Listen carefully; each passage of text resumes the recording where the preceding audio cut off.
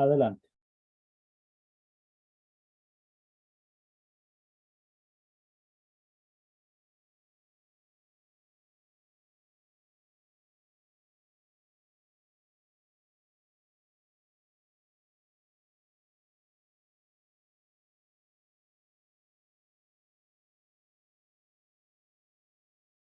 Bueno, hermanos, que la paz de Dios sea con todos en esta tarde. Una tarde eh, que probablemente hayan problemas, pero pedimos al Señor que la lluvia pues no interfiera en este estudio, porque es un estudio muy importante el que vamos a ver ahora, como hemos visto hasta el día de hoy en el libro de Daniel.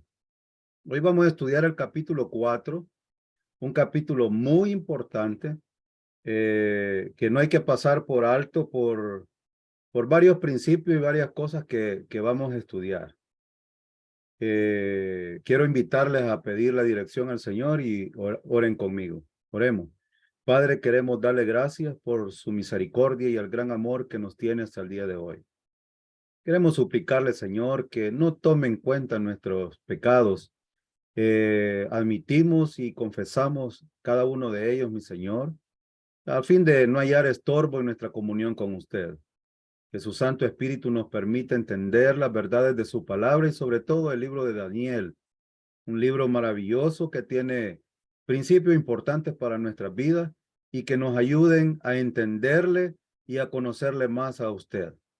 Se lo pedimos, Padre, en el nombre de Cristo Jesús. Amén.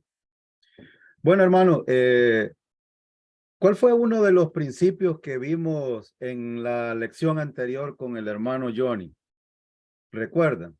Si alguien tiene la respuesta, por favor habilite el micrófono y dígame. Quiero que hagamos un poco participativo este estudio. ¿Recuerdan cuál es uno de los principios que vimos en torno a Daniel, en torno a Nabucodonosor y en torno al, ¿cómo se llama?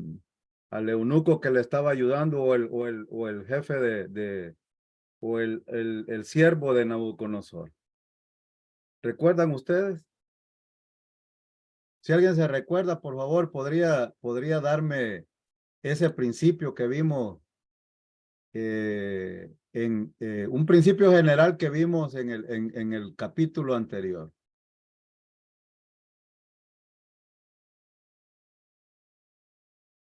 ¿Nadie?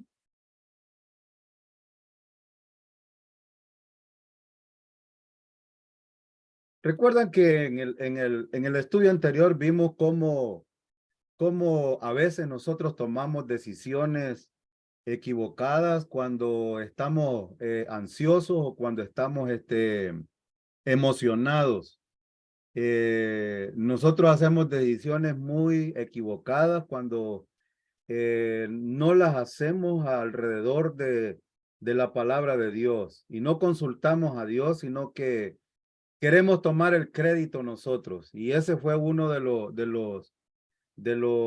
¿cómo se llama? De los principios que vimos en el estudio anterior. Una de las cosas, hermanos, que hay que recordar es que nosotros solo somos siervos y Daniel fue uno de los siervos que creo yo debe de ser uno de los ejemplos que nosotros debíamos de seguir y, y no ser como Nabucodonosor. Recuerdan un principio general que vimos en la lección anterior es que Dios honra a quien le honra.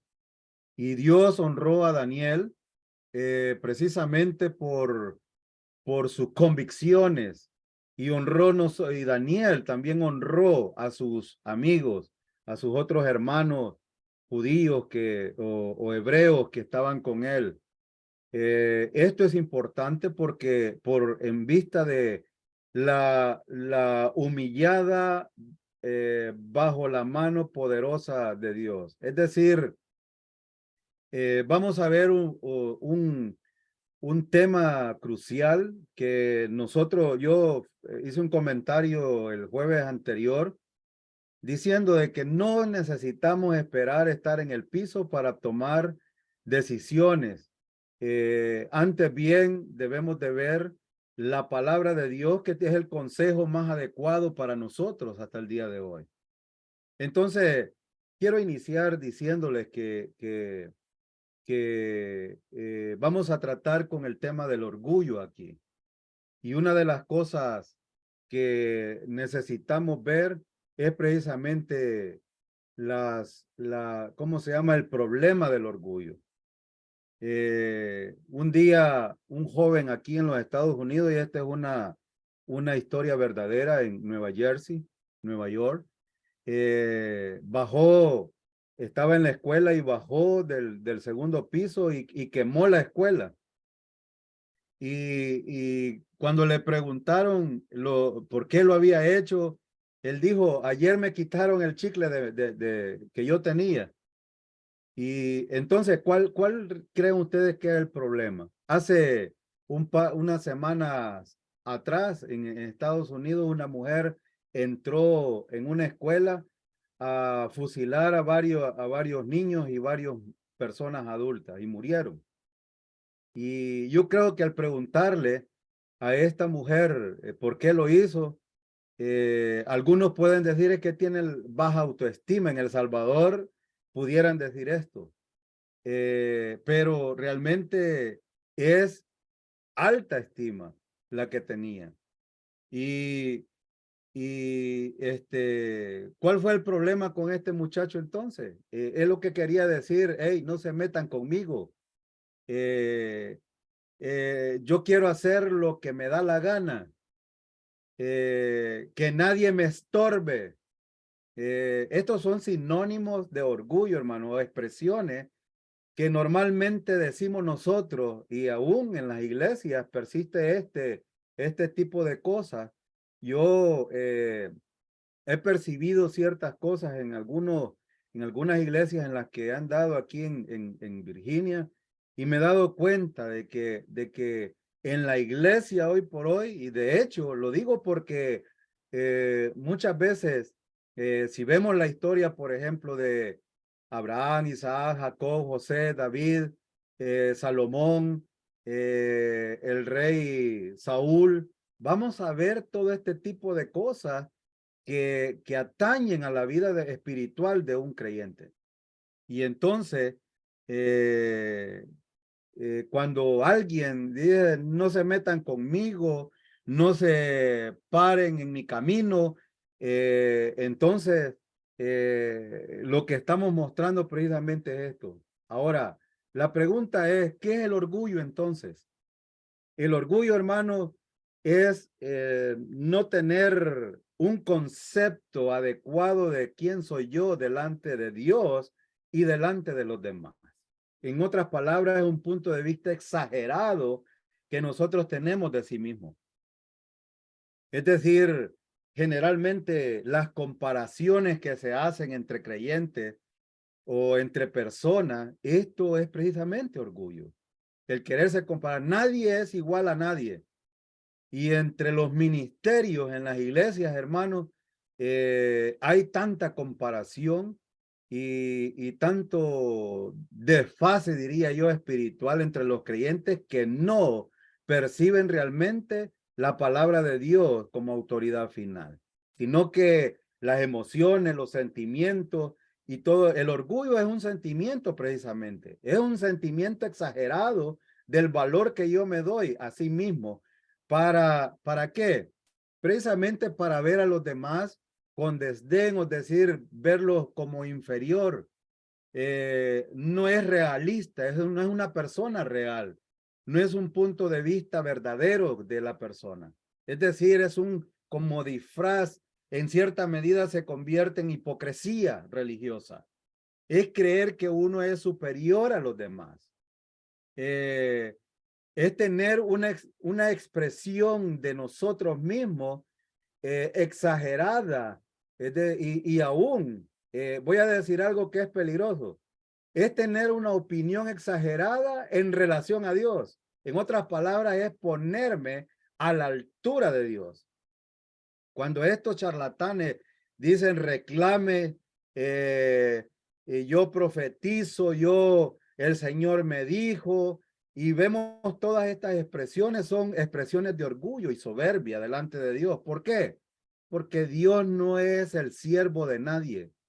Dios, recuerden de que es el supremo y el superior y el autor de todas las cosas. Y por lo tanto, cuando nosotros vemos a Dios como un cholero, y voy a decirlo en buen salvadoreño, y no como el Rey de Reyes y Señor de Señores, entonces cometemos el error de ponernos a la altura o superior a Él y bajarlo.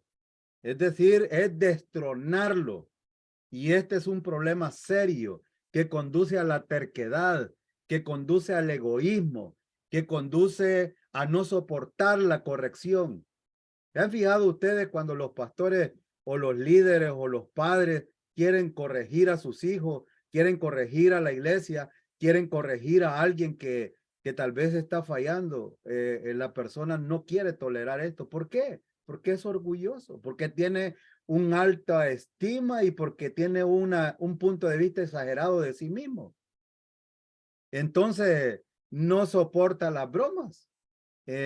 O también es la falta de capacidad de aceptar es precisamente la corrección. En otras palabras, hermanos, es el exceso de estimación propia que nosotros tenemos. Ahora, la pregunta es, ¿cuándo empezó este problema? Este problema, hermano, empezó con Satanás. ¿Qué quiso hacer Satanás? Bueno, ¿qué piensa Dios en cuanto a nuestro orgullo? Y digo nuestro porque todos, hermanos, generalmente todas las personas y todos los creyentes somos orgullosos. Tenemos orgullo. Y este estudio, espero yo, nos ayuda a entender que necesitamos a Dios en todo momento para poder tomar correcciones y poder encruzarnos quizás en la verdadera adoración a Dios. Un problema que Isaías 14, en el versículo 12 al 15, dice es precisamente esto.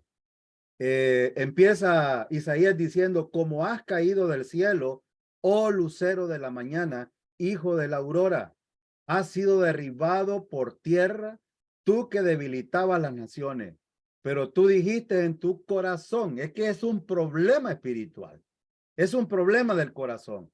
No estamos hablando de este músculo, hermanos, que bombea sangre, estamos hablando de nuestra mente. El corazón siempre tiene que ver con nuestra alma, con nuestra manera de pensar. Satanás estaba diciendo, subiré al cielo. Es decir, lo que dijo en su corazón, esta es la manera en que Satanás piensa.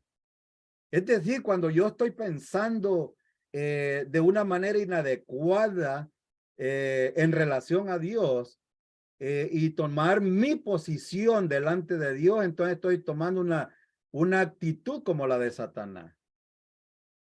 Hay un creyente que yo conozco que se molestó conmigo porque yo le dije a sus padres de que él era un siervo de multiusos en la iglesia y me dijo, me ofendió haber dicho de que yo soy multiusos en la iglesia. Y ser multiusos en la iglesia, hermano, es tener varios ministerios, varios servicios en la iglesia, y se molestó conmigo hasta el día de hoy que no me habla. Y digo yo, ¿cómo es posible que un creyente está en la iglesia, sirve en la adoración, tiene varios ministerios y es enemigo mío, y siendo mi sobrino, aparte de eso? Es decir, uno no puede estar jugando y coqueteando con Dios en los ministerios, siendo arrogante y soberbio y teniendo enemigos. Uno debería de tener una actitud correcta delante de Dios. Y por eso Satanás, esto es lo que Satanás piensa. Y cuando nosotros pensamos de esta manera, pensamos exactamente como Satanás. Parece que Dios le quitó el chicle a Satanás como ese niño en Nueva Jersey. Es decir, a Satanás no le estaba, le estaba diciendo a Dios, hey, Me quitaste el chicle, así es de que yo te voy a destronar ahora. Y ese es orgullo, es soberbia. Cuando él dice subiré al cielo, no está satisfecho con la posición que ya Dios le ha dado. ¿No creen ustedes que a veces nos pasa eso en los trabajos? Nos pasa en la iglesia con los ministerios. Nos pasa, hermanos, en la familia. Nos pasa en relación o en el entorno de nuestra sociedad. No estamos conformes con lo que Dios nos ha dado. Él quiere tomar, Satanás cuando dice subiré al cielo, él está diciendo voy a tomar el trono de Dios para mí. Y esto es peligroso.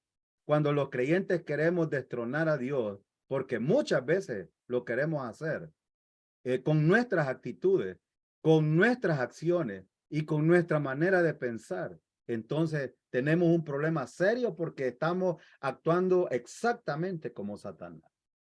Y él dice, la otra expresión dice, por encima de las estrellas de Dios levantaré mi trono. ¿Y cuáles son las estrellas de Dios? Bueno, son los ángeles de Dios, los ángeles que sirven a Dios. Él está diciendo por encima de las estrellas, es decir, yo voy a estar en lo supremo, yo seré supremo. Y entonces él quería estar en la cúspide del cielo. Este es un problema serio. Y también él dice, y me sentaré en el monte de la asamblea en el extremo norte. ¿Qué quería decir entonces Satanás aquí? Bueno, en Salmos 48, 1, 3 hay una referencia al reino milenial en este salmo. Recuerde esto, el Salmo 48 del 1 al 3 está refiriéndose David al reino milenial. En otras palabras, Satanás cuando dice, y me sentaré en el monte de la asamblea, en el extremo norte, él está diciendo, hey, yo voy a ser el rey que se va a sentar en el reino milenial. ¿Ven ustedes la exagerada, el exagerado concepto que tenía Satanás de sí mismo? Y es que él quería ser el líder en el reino mesiánico, en el reino milenial. Y por eso, en toda la historia, él siempre ha tratado la manera de derrocar al Mesías, el Cristo. Lo quiso hacer y usó a muchas personas. En el nacimiento, recuerdan ustedes, en el nacimiento de Jesús, Herodes mandó a matar a todos los niños de la edad de Jesús, actuando precisamente por Satanás. Y cuando Satanás ve a Jesús morir en la cruz, él dijo, ya estuvo. Ahora yo voy a ser el rey de todos los tiempos y me voy a sentar en el reino milenial. Esa es la expresión que estaba diciendo Satanás aquí. Y en el versículo 14 dice, subiré sobre las alturas de las nubes. Entonces, ¿qué estaba diciendo? Las nubes son una señal. ¿Recuerdan ustedes cuando el pueblo de Israel salió de Egipto?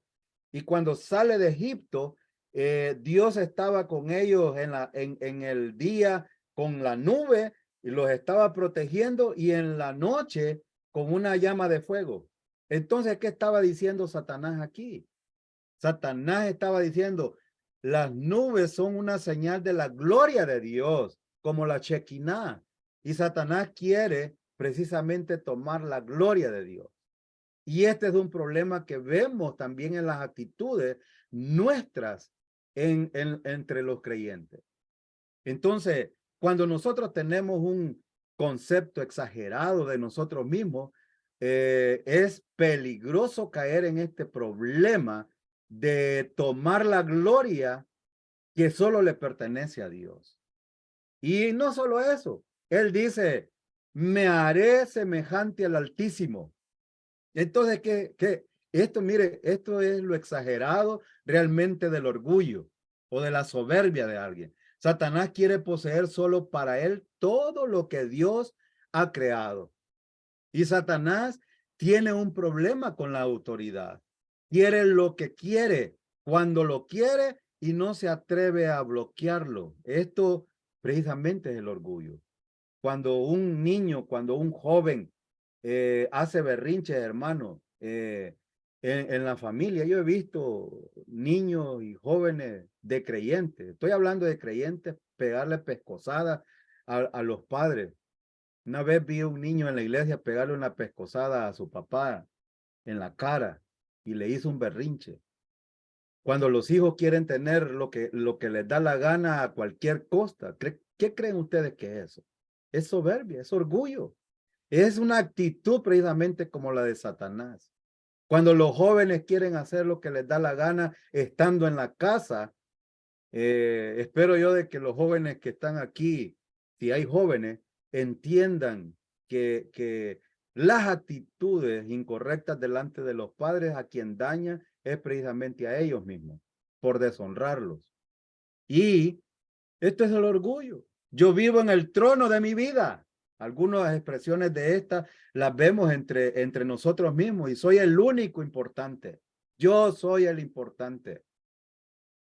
Se nota en la ambición, en la autoexaltación, en la egolatría, se nota en otras actitudes y nuestra naturaleza pecaminosa, que lamentablemente la tenemos todos, ya trae el orgullo en sí. Y él quiere precisamente que la gente se fije en nosotros, que vea hacia nosotros y que deje de ver al Señor. Ahora, naturalmente no nos amamos a nosotros mismos. Y Dios dijo en un mandamiento, ama a tu prójimo como a ti mismo, pero primero pone al prójimo y después nos pone a nosotros mismos. Es decir, nadie puede dispensar amor a menos de que te ames a ti mismo, pero esto es diferente a lo que vemos cuando la egolatría está enfocada en el orgullo o está enfocada en nosotros. Pero Dios quiere quitarnos esto. Dios quiere que aprendamos de esto. Quiere que dejemos de ser independientes. Y saben, uno de los problemas que nos lleva al orgullo es cuando nosotros somos independientes y no dependientes. Dios en toda la Biblia nos ha mostrado que necesitamos ser dependientes de Él. Y en el libro de Daniel vemos cómo Daniel siempre es dependiente de Dios. Y que vivamos dependiendo solamente de Él para la gloria de Él.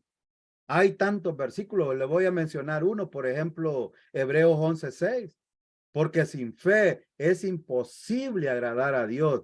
Cuando dice porque sin fe, esto está encauzado en relación a Dios, porque él dice, porque el que se acerca a Dios es necesario que crea que le hay y es galardonador de los que le buscan. Es decir, la dependencia, esta relación vertical es tan importante en la vida de un creyente. ¿Para qué?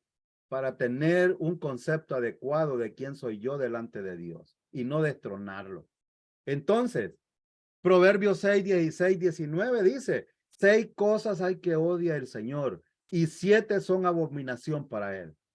Ojo soberbio, lengua mentirosa, manos que derraman sangre inocente, un corazón que maquina planes perversos, pies que corren rápidamente hacia el mal, un testigo falso que dice mentira y el que siembra discordia entre los hermanos. Yo no sé cuál de todas estas cosas nos describe a cada uno.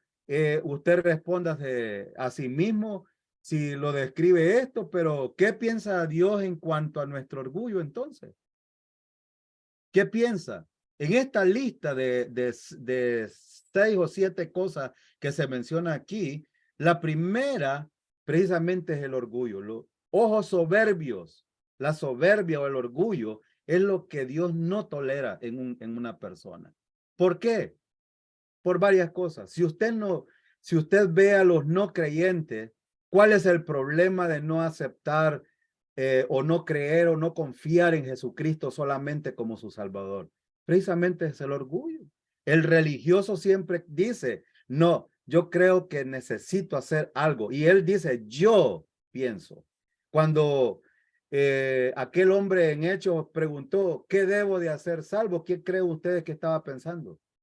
Estaba pensando, yo necesito hacer algo. Y por eso ellos inmediatamente le dijeron, cree en el Señor Jesucristo y serás salvo tú y toda tu casa. ¿Por qué? porque la mentalidad de un religioso siempre va a decir no a Dios. Y un creyente que es orgulloso también va a decir no a Dios. Por eso vemos tantas religiones poniendo obstáculos a esa relación vertical, diciendo estoy luchando. Hay tanta egolatría en la iglesia, hermanos, hoy por hoy, que la gente inclusive cita la Biblia para mostrar su soberbia ante Dios. Por ejemplo, Mateo 24:13. ¿Qué dice Mateo 24:13? El que persevere hasta el fin, este será salvo.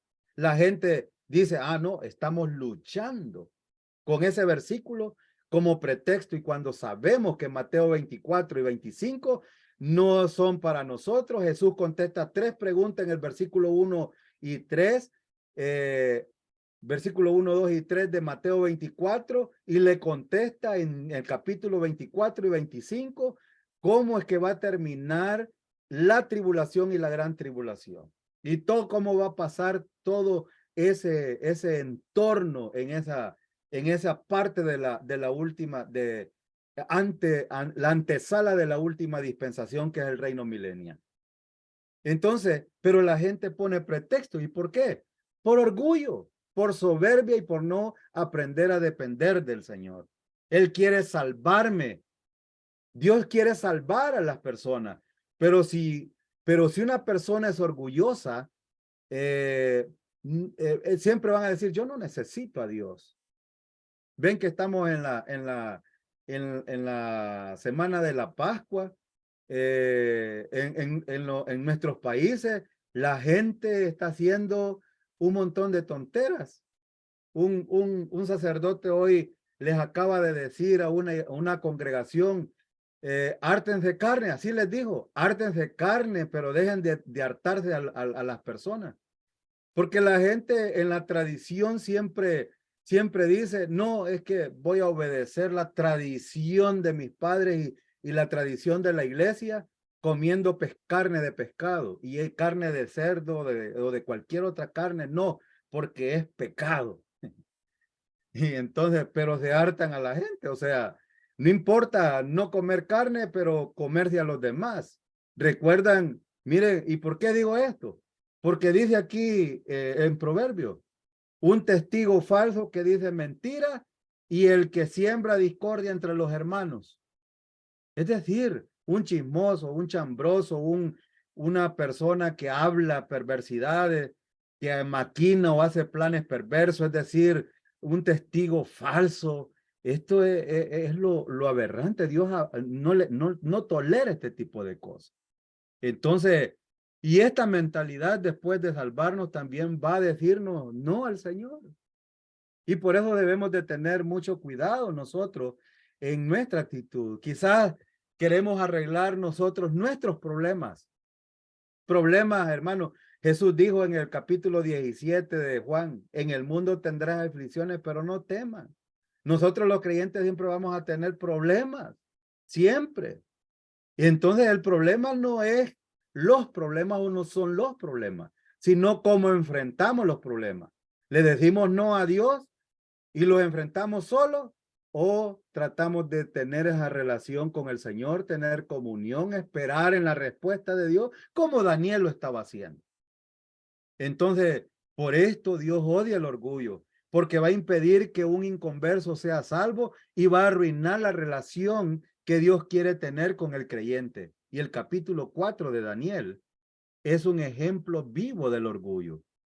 Proverbios 16, 18 dice, delante de la destrucción va el orgullo. Si usted quiere ser destruido, hermano, como creyente y tener fracaso en la vida espiritual, sea orgulloso, sea soberbio, aparte a Dios de sus planes, no tome en consideración a Dios, no quiera tener esta relación vertical, es decir, tener comunión cada vez con el Señor, y va a ver que delante del orgullo va la caída y la altivez de espíritu. Y por eso es que hay tantos creyentes que fracasamos en la vida espiritual, por orgulloso. Entonces, vamos a entrar de lleno al estudio de la proclamación de Nabucodonosor a toda la humanidad. Versículo 1 al 3, el carácter de su proclamación. Espero que tengan el capítulo 4 de Daniel, que es el capítulo que vamos a ver. Y dice el versículo 1, Nabucodonosor, rey, a todos los pueblos, naciones y lenguas que moran en toda la tierra, paz os sean multiplicadas. Conviene que yo declare las señales y milagros que el Dios Altísimo ha hecho conmigo.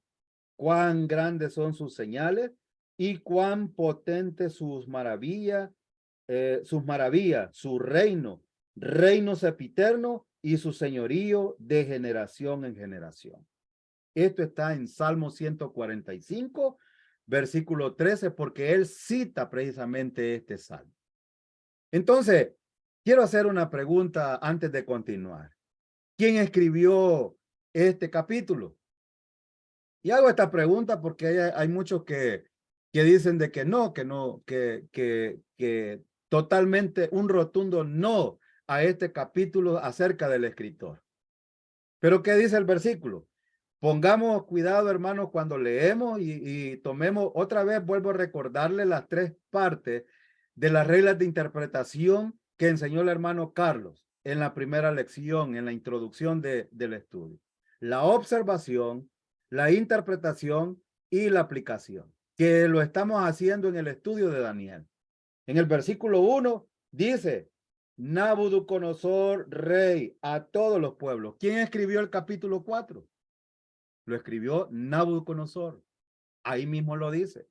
Dice a todos los pueblos, naciones y lenguas que moran en toda la tierra. Paz os sean multiplicadas.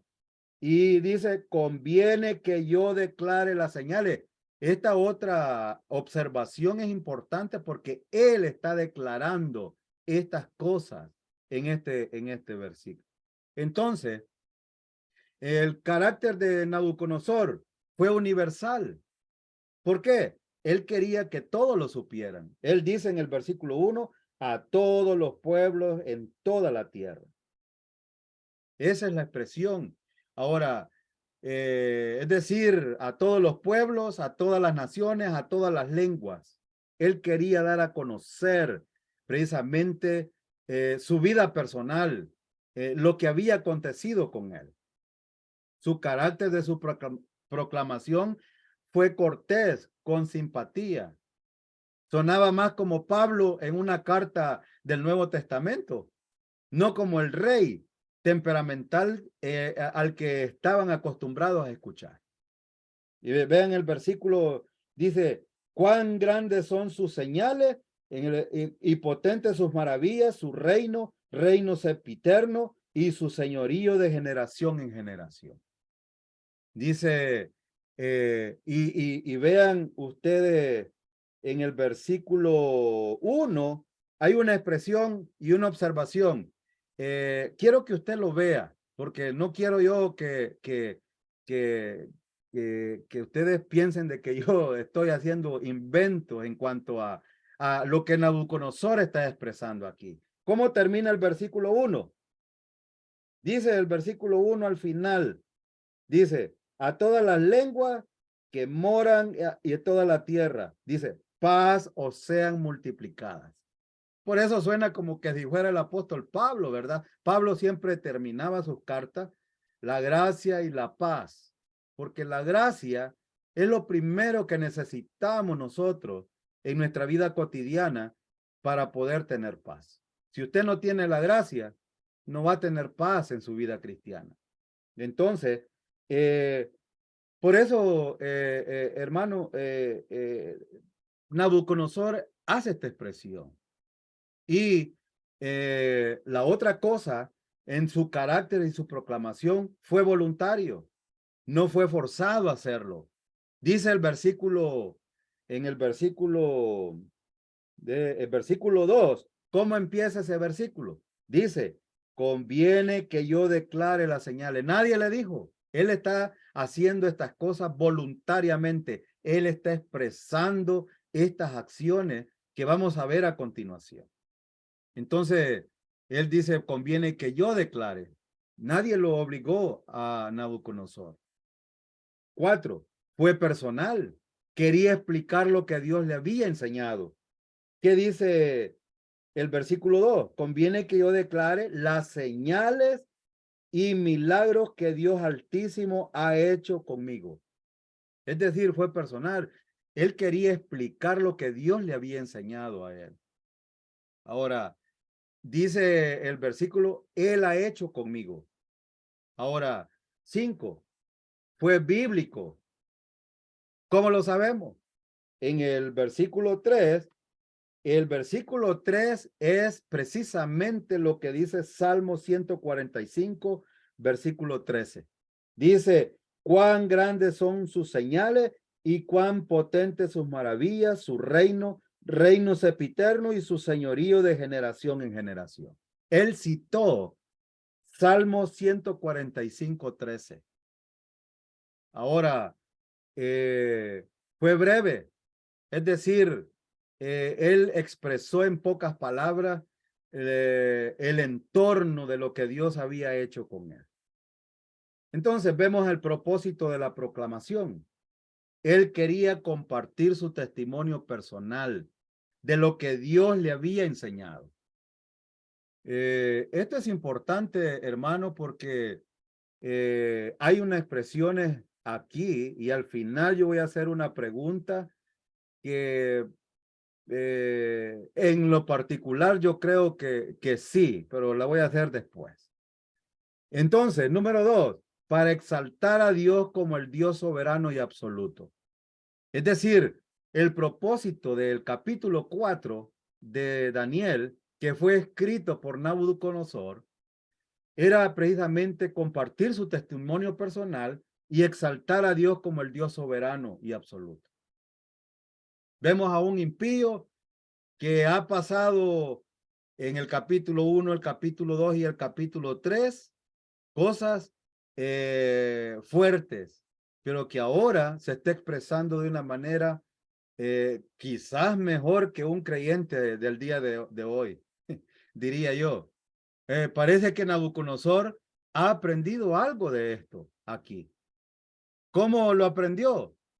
Vamos a ver el relato de esta historia en el capítulo 4. Entonces, las circunstancias alrededor del sueño. Vamos a ver los versículos 4 al 9. Dice, yo, Nabucodonosor, estaba tranquilo en mi casa y floreciente en mi palacio. Vi un sueño que me espantó y tendido en cama, las imaginaciones y visiones de mi cabeza me perturbaron. Por esto mandé yo que viniera delante de mí todos los sabios de Babilonia, para que me mostrasen la interpretación del sueño. Y vinieron magos, astrólogos, caldeos y adivinos, y les dije el sueño, pero no me pudieron mostrar su interpretación. Hasta que entró delante de mí Daniel, cuyo nombre es Belsasar, como el nombre de mi Dios, y en quien mora el espíritu de los dioses santos. Conté delante de él el sueño, diciendo, Belsasar, jefe de los magos, ya que he entendido que hay en ti espíritu de los dioses santos y que ningún misterio se te esconde, declárame las visiones de mi sueño que he visto y su interpretación. Vamos a quedarnos hasta este versículo y vamos a ver algunas cosas importantes aquí. En primer lugar, el sueño vino cuando el rey el rey tenía prosperidad. En el versículo 4 dice, yo, Nabucodonosor, estaba tranquilo en mi casa y floreciente en mis palacios. Es decir, esa expresión indica que estaba próspero. Ahora, en el versículo 5, el sueño impresionó al rey debido a que él produjo mucha angustia. Dice el versículo 5, vi un sueño que me espantó y tendido en mi cama las imaginaciones y visiones de mi cabeza me perturbaron. Es decir, le angustiaba. Literal C, el rey demostró que en sus asuntos espirituales él era un estudiante lento. ¿Cómo lo sabemos? Desde el versículo 6 al 7 vemos algunas cosas de insensatez que también muchas veces nos pasan a nosotros. Dice el versículo 6, Por esto mandé que vinieran delante de mí todos los sabios de Babilonia para que me mostrasen la interpretación del sueño. Y vinieron magos, astrólogos, caldeos y adivinos y le dije el sueño, pero no me pudieron mostrar su interpretación. Hermano, ¿usted mandaría llamar a alguien que le ha mentido siempre? Yo no. Yo, aunque me dijera la verdad, yo ni le creería. Y él sabía que estos eran unos hipócritas, porque siempre trataban de engañar al rey y darle a tol con el dedo, es decir, mentirle. Y él sabía que Daniel siempre le había solucionado los problemas de interpretación de sus sueños. Y entonces, ¿por qué dejar de último a Daniel? Esto es precisamente la insensatez de nosotros.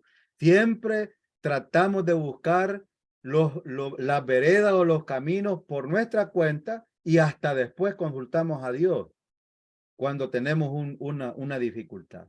¿No creen ustedes que también es soberbia y orgullo? Nos pasa, hermano. Somos estudiantes lentos nosotros también. Y por eso es que fracasamos en nuestra vida espiritual. Somos como el rey Nabucodonosor, teniendo el ejemplo anterior de muchos años o de varios años pasados, que Daniel dio la respuesta o que Dios dio la respuesta a través de Daniel, para no darle el crédito a Daniel. Entonces, ¿por qué no consultar a Daniel primero? ¿Por qué no consultar a Dios nosotros primero antes de tomar una decisión? Este es un principio importante que aprender. Literal D. Una vez más, Daniel fue quien puede ayudar al rey a entender su sueño. Versículo 8 y 9. Hasta que entró. Esto de decir, hasta significa que la respuesta de Dios siempre vinieron a través de Daniel, a través de un siervo, hermano. No lo olvide. Daniel nunca toma crédito. Siempre le da el crédito a Dios. Y dice que era el nombre Belsasar como el nombre de mi Dios.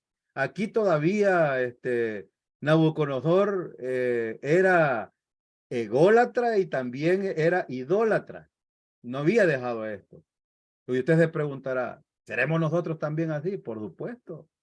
Nosotros también tenemos nuestros diosecitos por ahí escondidos y muchas veces destronamos a Dios y ponemos nuestro diosito, sea dinero, sea la casa, sea el trabajo, sea cualquier cosa. Y eso me incluye a mí, hermano.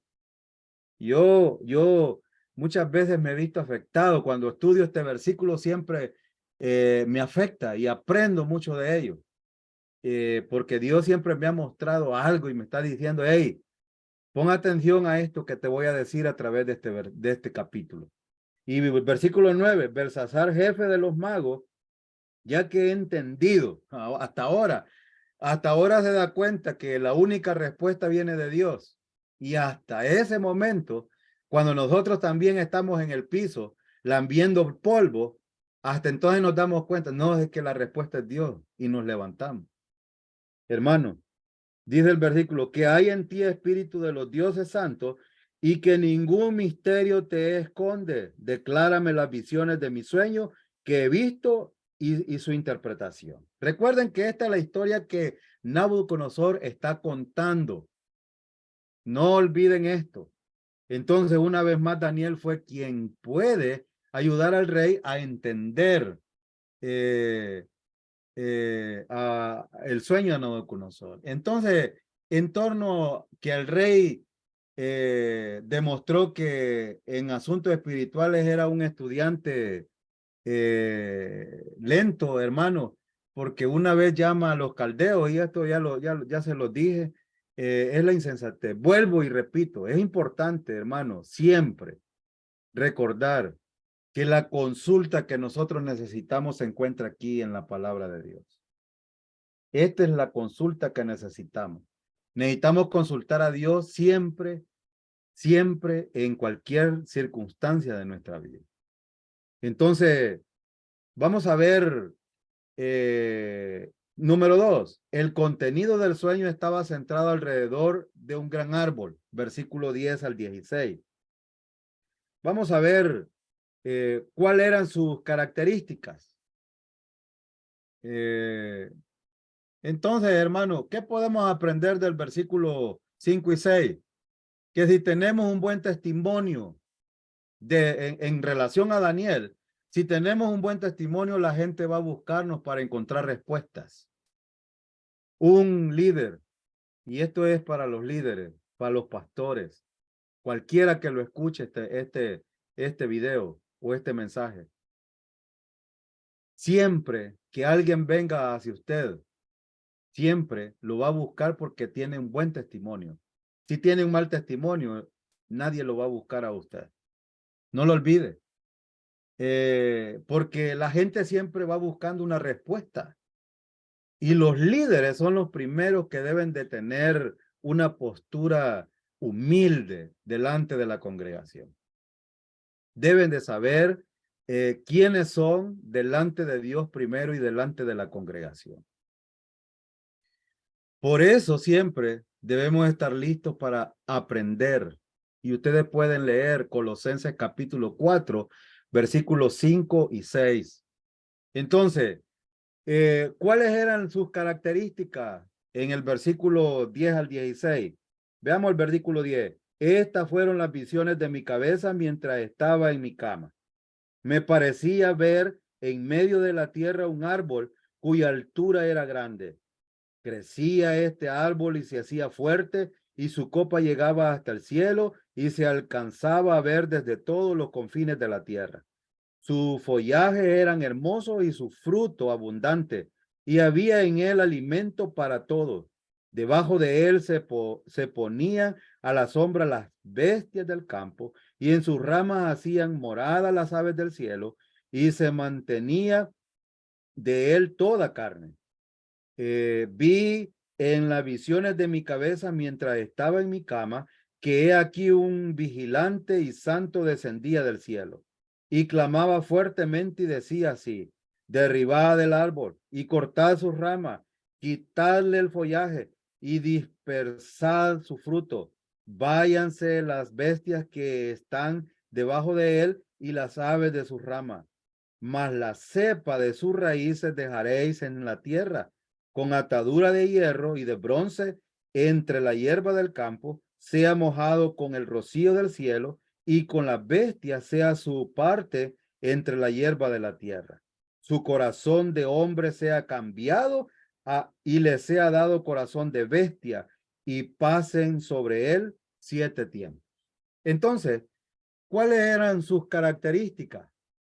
En primer lugar, estaba en medio de la tierra. ¿Esto qué significa? Que era algo inminente, pues, o una eminencia, perdón. Era una eminencia entre todos los pueblos. Estaba en el centro de la tierra. Ahora, el versículo 10 lo dice: estas fueron las visiones de mi cabeza mientras estaba en mi cama. Me parecía ver en medio de la tierra un árbol. Es decir, todo lo que había alrededor giraba en torno a este árbol. Ahora, la otra característica es que crecía rápido y se fortalecía y se hizo fuerte.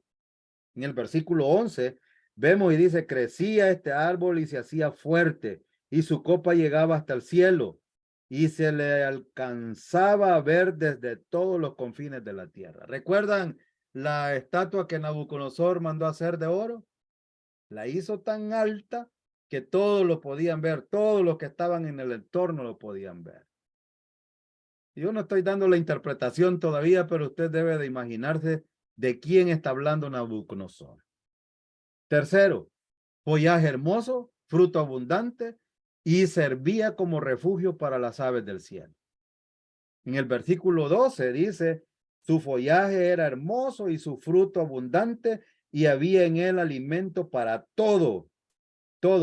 Debajo de él se ponían a la sombra las bestias del campo, y sus ramas hacían morada las aves del cielo, y se mantenían de él toda carne. Es decir, este está hablando, Nabucodonosor está hablando del imperio, pues, de todo, y todos los que estaban en el entorno de él se alimentaban de ese imperio.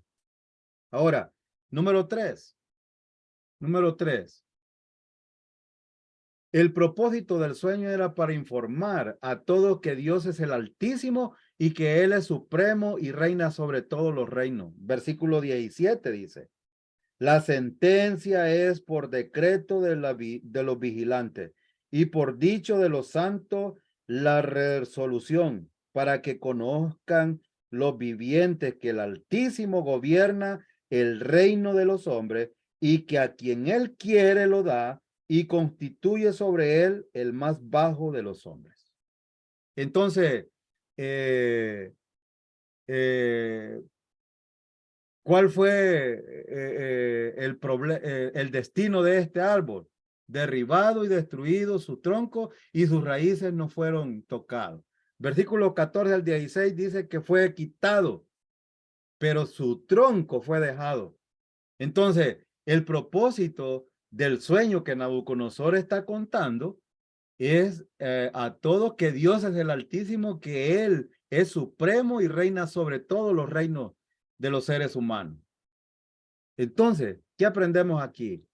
Nosotros necesitamos recordar esto siempre, hermano. No lo olvide. Dios es soberano sobre todas las naciones. Pase lo que pase. No importa cómo esté convulsionado el mundo, Dios es soberano y sabe lo que hace en torno a todas las cosas. Y Él da el poder a quien Él quiere. Así es de que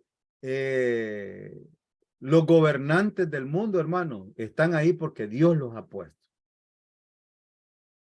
Y los que gobiernan las iglesias, Dios los ha puesto. Hay creyentes que dicen, no, es que este pastor es bien tonto. Yo he escuchado esa expresión. Aquí en Estados Unidos, en El Salvador. Lo he escuchado de muchos pastores, lo he escuchado de muchos creyentes hablando de sus pastores, diciendo, es que este pastor es tonto, es insensato, toma malas decisiones. Hermano, pero es la autoridad que Dios ha delegado. Y debemos de recordar que si no nos sometemos bajo la voluntad de Dios a la autoridad de el pastor o de los líderes que Dios ha puesto, estamos en contra de Dios. Dije algo importante, siempre que sea la voluntad de Dios. Entonces, nosotros no debemos de olvidar esto, incluyendo a Nabucodonosor. Nabucodonosor fue puesto por Dios. ¿Quién sigue pensando con orgullo en sí mismo? Aquí lo vemos. Nabucodonosor está pensando en sí mismo como, la eminencia, es decir, como lo más alto. Este es un problema que también nos pasa a nosotros.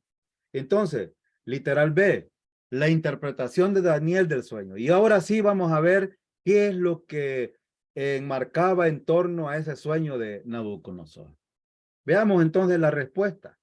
La respuesta inicial de Daniel a la interpretación fue de gran asombro. Versículo 18. Dice, yo el rey Nabucodonosor, otra vez, Nabucodonosor está contando, está relatando esto. Dice, he visto este sueño. Tú, pues, Belsasar, dirás la interpretación de él, porque todos los sabios de mi reino no han podido mostrarme su interpretación. Mas tú puedes, porque mora en ti el espíritu de los dioses santos. Otra vez, él está mostrando orgullo, soberbia por no reconocer, aunque ya lo expresó en el versículo 3, el Salmo 145, versículo 13, aquí en la historia que él está contando, le está diciendo, sigo siendo orgulloso, sigo siendo soberbio, tengo mucho asombro, pero ahora no está reconociendo a Dios que Él es el que da la interpretación y que usa un siervo. Recuerda, hermano, en la iglesia siempre va a usar, inclusive Dios va a usar a los impíos para darnos una respuesta a nosotros. Y muchas veces para avergonzarnos delante de los demás y para darnos respuesta de lo que necesitamos. Y en el versículo 19 dice, entonces Daniel, cuyo nombre era Belsasar, quedó atónito casi una hora y sus pensamientos lo turbaron. el rey habló y dijo, Belsasar, no te turben ni el sueño ni su interpretación. Belsasar respondió y dijo, Señor mío, el sueño sea para tus amigos y su interpretación para los que mal te quieren. Entonces, vemos aquí algo importante. Los primeros tres aspectos de la interpretación son, en primer lugar, el gran árbol representaba a Nabucodonosor y él sería cortado por decreto del Altísimo. No eran buenas noticias para Nabucodonosor aquí. Por eso estaban asombrados tanto Nabucodonosor como Daniel. Y entonces vemos aquí los versículos 20.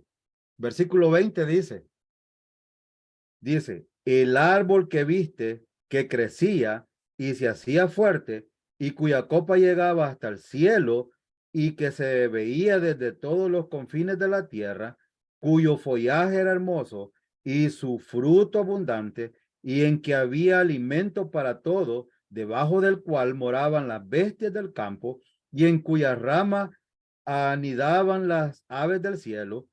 Tú mismo eres, oh rey, que creciste y te hiciste fuerte, pues creció tu grandeza y ha llegado hasta el cielo y tu dominio hasta los confines de la tierra.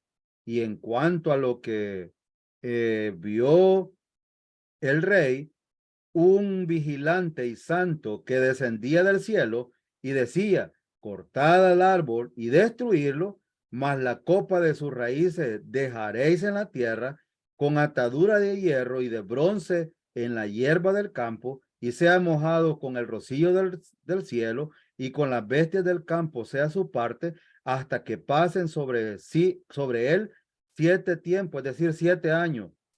Esta es la interpretación, oh rey, y la sentencia del Altísimo que ha venido sobre mi señor, el rey. Entonces, el gran árbol representaba a Nabucodonosor y sería cortado por decreto del Altísimo. Ahora, literal B, el rey sería como una bestia en el campo, sufriendo con locura. Sufriendo con locura. Esto es lo que está describiendo Daniel aquí o Nabucodonosor en esta historia. Y literal C va a durar por 7 años. Nabucodonosor va a entrar a la escuela de Dios. ¿Recuerdan ustedes que esto siempre lo ha hecho Dios? ¿Era necesario que, por ejemplo, Moisés matara al egipcio y pasara 40 años en el desierto? Por supuesto. Cuando Dios permitió que que Faraón liberara al pueblo de la esclavitud y lo sacó ¿cómo se llama? Al desierto, ellos pudieron llegar fácilmente entre 3 y 11 días a la tierra prometida. Pero pasaron 40 años dando vueltas. Y me imagino yo que la esposa de Moisés, él le decía a Moisés, Moisés, ¿estás seguro que Dios te dijo dónde era la tierra? Porque hemos dado vuelta y este lugar ya lo conozco. Es más, dejé una marca aquí para saber dónde estamos. Pasaron 40 años dando vueltas en el desierto. Dios siempre usa y tiene propósito. Y ahora Nabucodonosor va a pasar por la escuela de Dios. Va a aprender finalmente quién es el jefe de jefes, el señor de señores. Increíblemente, después de 7 años, va a reinar de nuevo. Esta es la disciplina divina por el orgullo en su corazón. Hermanos, no esperemos que Dios tome la rienda en nuestra vida con una disciplina por el orgullo o la soberbia nuestra de no consultarlo o de no buscar su dirección siempre en nuestras decisiones. Dios siempre. Y esto con esto no quiero decir de que las circunstancias que nosotros estamos pasando son debido a nuestra desobediencia. No, no estoy diciendo eso. Estoy diciendo que muchas veces nosotros mismos sabemos cuando estamos actuando con soberbia sin consultar a Dios y tomando decisiones con Él.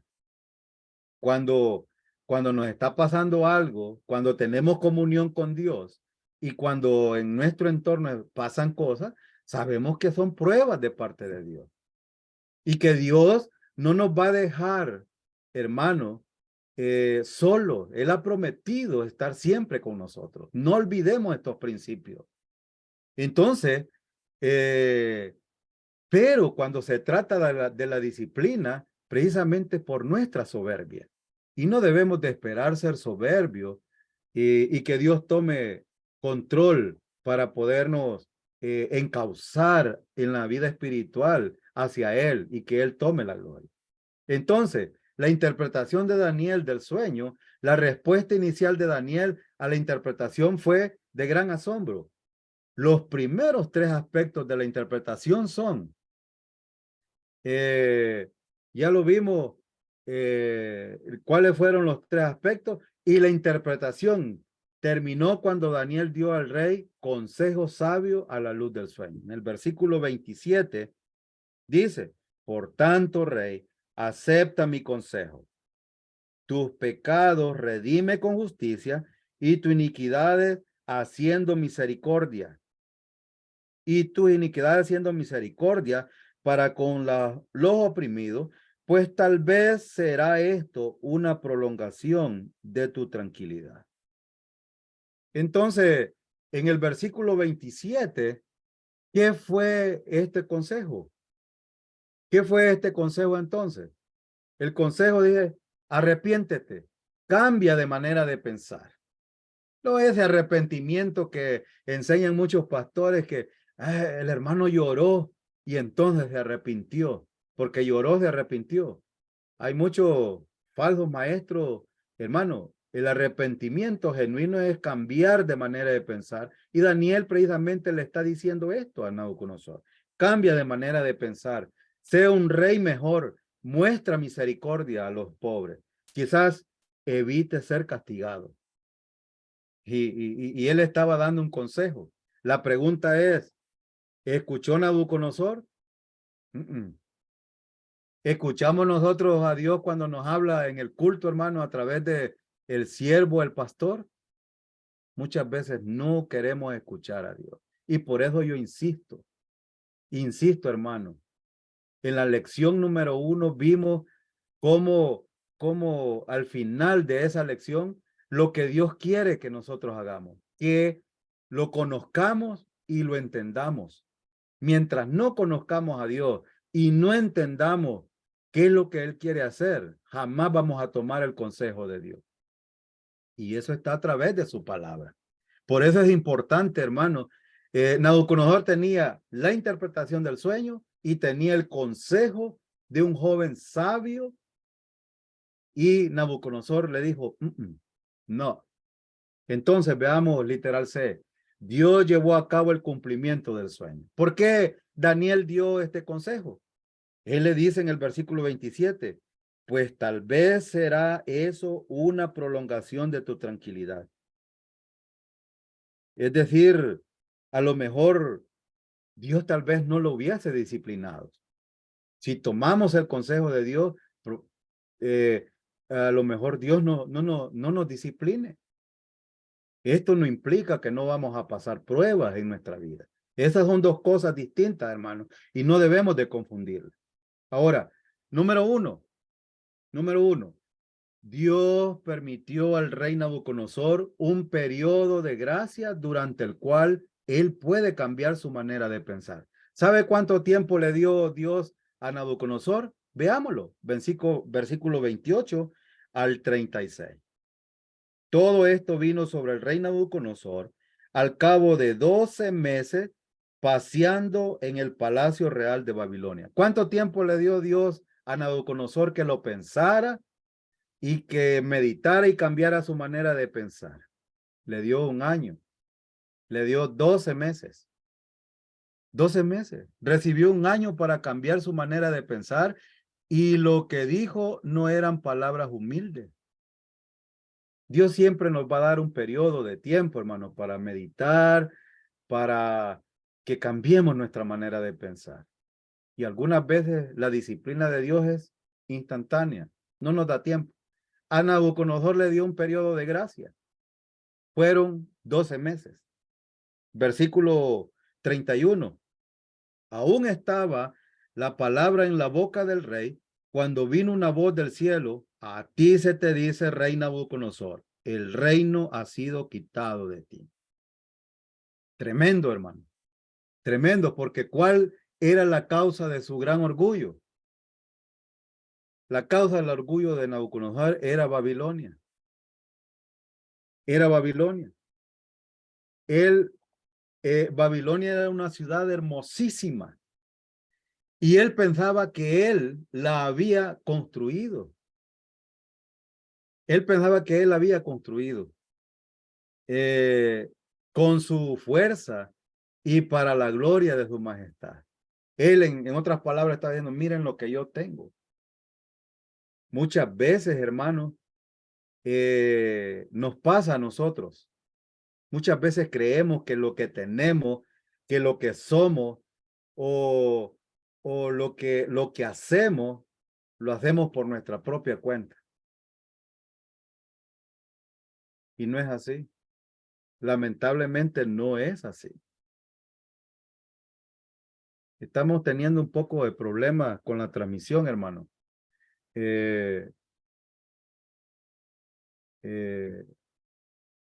Vamos a ver, no sé, si alguien me puede escuchar, habilitar el Sí lo, micrófono.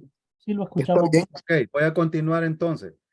Entonces, hermano, este era el problema de Nabucodonosor, el orgullo, la soberbia, el pensar que en sí mismo. Y este es el problema nuestro también. El pensar que lo que tenemos, la casa, el carro, eso me ha costado a mí. No, hermano. No, no, no, no. No olvide que todo lo que usted tiene le pertenece a Dios. Todo eso no es más que un favor que Dios le ha hecho a usted y por eso debemos de darle gloria a Dios.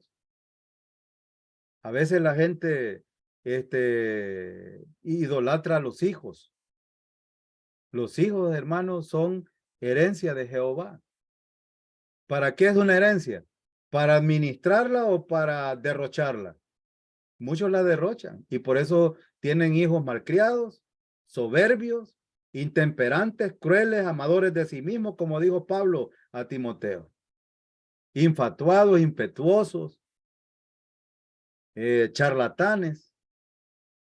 Perdonen que lo diga, pero la palabra de Dios dice. Entonces, a mí por eso siempre, y lo vuelvo a repetir, me preocupan las escuelas dominicales, las escuelas bíblicas, sobre todo de niños, de prejóvenes y de jóvenes. ¿Saben por qué? Porque nosotros los viejos nos vamos a morir. No sé cuándo Dios tiene destinado. Usted no va a estar en el ministerio todo el tiempo ahí. Ahora yo pregunto, ¿habrán jóvenes en la iglesia que realmente Dios pueda usarlo?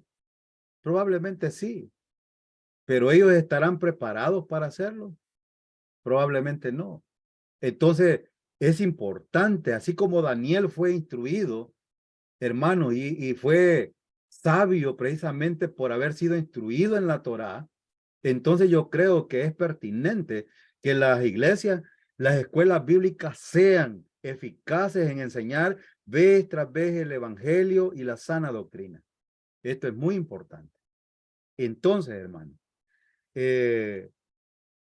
continuamos. Nabucodonosor tenía puesta su mirada en Babilonia.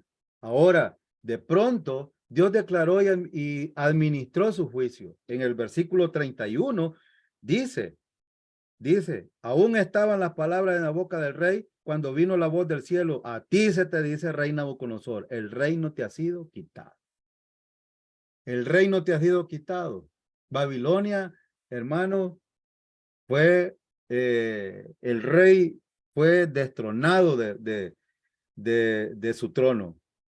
Y uno de los problemas que tenía aquí, ¿a qué trastorno moderno se parece la situación que experimentó Nabucodonosor? Versículo 33.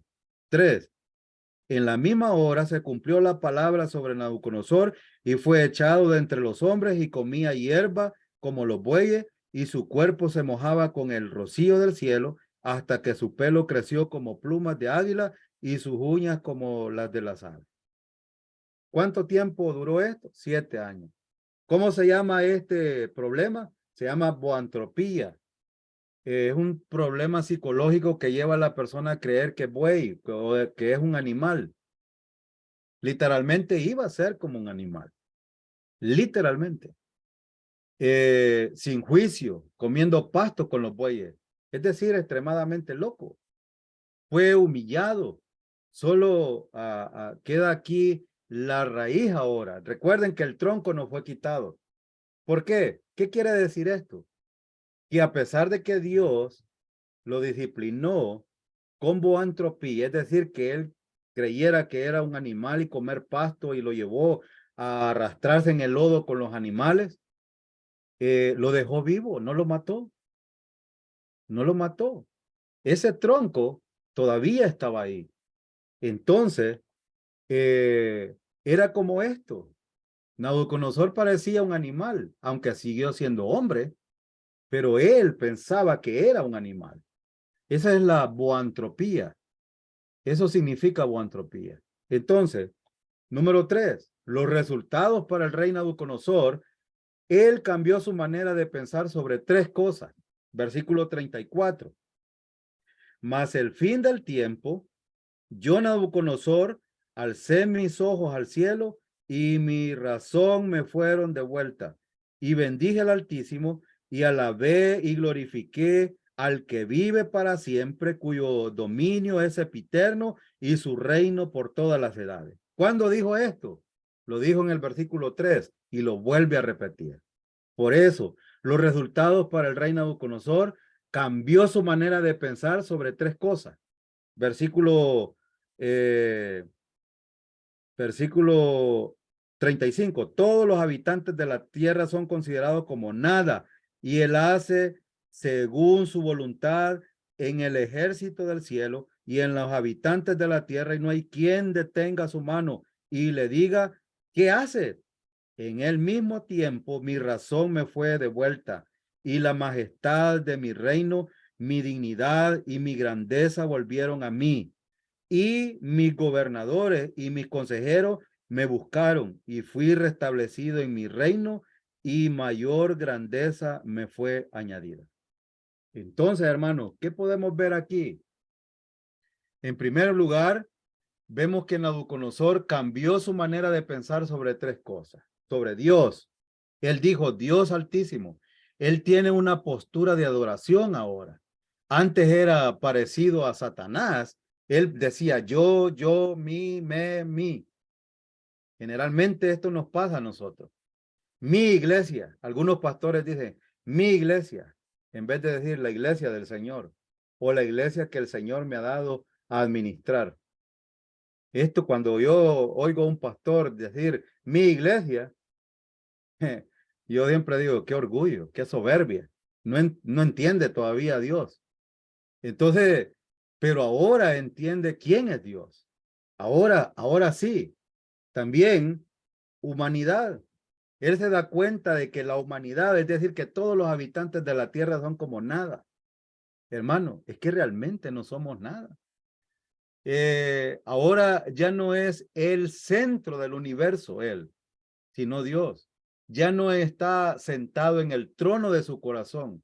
Naturalmente, pensamos solo en nosotros a veces. Por eso necesitamos las pruebas para cambiar nuestra manera de pensar. Las pruebas siempre tienen el propósito final de cambiarnos nuestra manera de pensar. En las pruebas conocemos mejor a Dios, hermano. Así es de que cuando tenga pruebas, no se afane, siga dependiendo del Señor. ¿Qué dice Colosenses 2:6? Por tanto, de la manera que habéis recibido del Señor Jesucristo, andad en él. Arraigados, dice el versículo 7, y sobreedificados en él, que es la cabeza. Es decir, si no dependemos del Señor en las pruebas, no vamos a aprender nunca. No vamos a cambiar nuestra manera de pensar. Nuestra actitud siempre va a estar centrada en nosotros. Ahora, la otra cosa, el rey Nabucodonosor cambió su manera de pensar en cuanto a la vida. Reconoce ahora que Dios le ha dado todo. No dice, esto yo lo he hecho. Él reconoce, recobró sus consejos, recobró sus consejeros, administradores, etcétera. Reconoce que Dios le ha dado todo. En el versículo 36 dice, en el mismo tiempo mi razón me fue devuelta y la majestad de mi reino, mi dignidad y mi grandeza volvieron a mí, y mis gobernadores y mis consejeros me buscaron y fui restablecido en mi reino y mayor grandeza me fue añadida. Es decir, siempre a quién está apuntando, a Dios. Es decir, me fue dado, lo recibí y aunque él expresa mí, es porque era el reino de él. Babilonia era el imperio que Dios había establecido y que él lo había puesto. Entonces, hermano, fui restablecido por Dios. Eso es lo que él está diciendo, en mi reino. No dice, recuperé mi reino. Si él hubiera dicho esto, entonces todavía es soberbia. Esto es tener una visión 2020, no como la que tengo yo. Yo tengo astigmatismo ya, por eso uso estos lentes.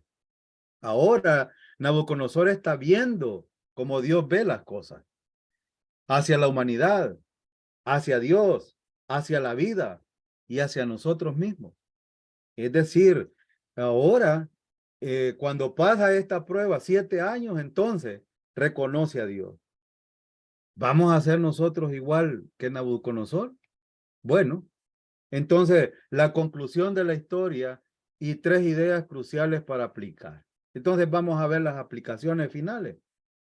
Dios es un Dios soberano y por lo tanto es digno de nuestra alabanza. Hermanos, nosotros no necesitamos por nada del mundo, en cualquier ministerio que estemos. El ministerio no es lo importante. Lo importante es quién te dio el ministerio para administrarlo. Entonces es Dios quien debe de tener la adoración y la alabanza, no nosotros. Ahora, los caminos de Dios son correctos y su palabra es verdad. Por lo tanto, es digno de nuestra confianza completa. Dios siempre busca hacer lo mejor para nosotros, aunque nosotros no pensemos así, hermano. Muchas veces maldecimos a Dios con nuestra actitud, pensando de que lo que nos pasa, Dios tiene la culpa. Y lo que Dios quiere es decirnos, oye, aprende, aprende, aprende. Y lo repetí 3 veces porque siempre Dios quiere que nosotros aprendamos quién es Él y le conozcamos quién es Él. Y sepamos por qué hace las cosas. Y la tercera cosa es que Dios odia nuestro orgullo y eventualmente nos va a humillar. ¿Y saben por qué? Nos va a cortar. Y nosotros debemos de tener mucho cuidado con esto, porque Él aborrece el orgullo, la independencia. Cuando no confiamos en Dios, Él no tolera esto. Él no tolera nuestro ego. Él es digno, es la verdad, Él es fiel y por tanto nos dejó esa promesa. Yo estaré con vosotros todos los días. Entonces, ¿por qué dijo eso? Porque Él quiere tener una relación con nosotros. Él quiere que nosotros tengamos una relación constante con Él. Y si eso solo puede hacerse por fe. Hay un principio importante que aprendimos. Yo aprendí en el Instituto Bíblico que dice, yo no puedo vivir la vida cristiana. Tiene que ser por fe en Cristo Jesús. Y esto es verdad, hermano. Y esto es lo que nos está mostrando Nabucodonosor en su historia en el capítulo 4. Entonces, podemos voluntariamente someternos a los deseos de Dios y a la vida y será muy buena. No importan nuestras circunstancias. Habrá gozo en nuestros corazones a pesar de lo que estemos pasando. Y entonces, Santiago 4:6 dice, pero Él da mayor gracia, da mayor gracia. Por esto dice, Dios resiste a los soberbios, pero da gracia a los humildes. ¿Y saben qué es gracia?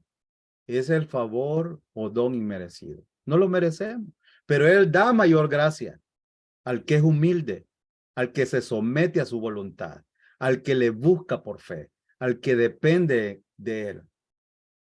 Y también Primera de Pedro 5:6 y 7 dice, humillaos, sean humildes, bájense, pues bajo la poderosa mano de Dios. Es decir, estar bajo la autoridad de Dios, bajo su soberanía. Es reconocer quién es Dios para que Él los exalte cuando fuere tiempo. Y en un tiempo, en el futuro, y aún aquí, Dios nos exaltará, echando toda vuestra ansiedad sobre Él. El problema es que siempre tratamos con el orgullo, con nuestra soberbia y estamos dependiendo de nosotros. Muchos creyentes van al culto los domingos cargados y cuando se sientan en las sillas, hermanos, dejan esa maleta que traen, ese peso, lo ponen por ahí, a ver si tal vez escuchan algún consuelo. El pastor se rebusca a través de la palabra para poder animar a través de la palabra a los creyentes y pareciera que muchos creyentes se despojaron de esa maleta, pero de repente salen de la iglesia y la vuelven a tomar y se la vuelven a poner. Dice aquí Pedro, echen toda vuestra ansiedad sobre Él. Es decir, depositen esas ansiedades sobre Cristo. ¿Saben por qué? Aquí está la respuesta. Él tiene cuidado de vosotros. Hermano, esta es una promesa maravillosa. Dios tiene cuidado de nosotros. ¿Cuánto tiempo? Dios tiene cuidado todo el tiempo. Esa es una gran promesa. Entonces, podemos voluntariamente someternos a Dios o podemos no hacerlo. Oremos, hermano. Padre, queremos darle gracias por permitirnos estudiar este capítulo que es maravilloso. Permítanos aprender de ello y que estos principios nos afecten en nuestra vida espiritual para depender de usted. Se lo pedimos en el nombre de Cristo Jesús. Amén.